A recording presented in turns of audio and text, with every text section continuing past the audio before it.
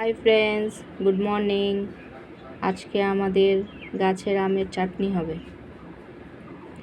তোমরা শুধু দেখতে থাকো। প্রথমে আমগুলোকে এরম করে ছাড়িয়ে নেব, তারপরে আমগুলোকে এরম করে কেটে নেব। আমগুলোকে জলে দিয়ে দেবো, জলের মধ্যেই রাখবে। জলের কালার এরকম হয়ে যাবে, নোংরা বেরিয়ে যাবে, আর একবার পরিষ্কার জলে ধুয়ে নিতে হবে।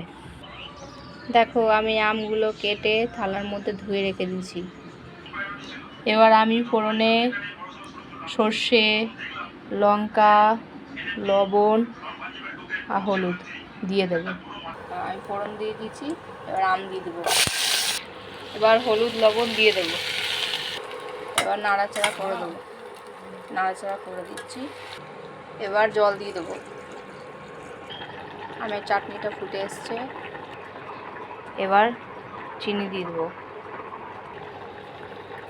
চিনি দিয়ে দিলাম।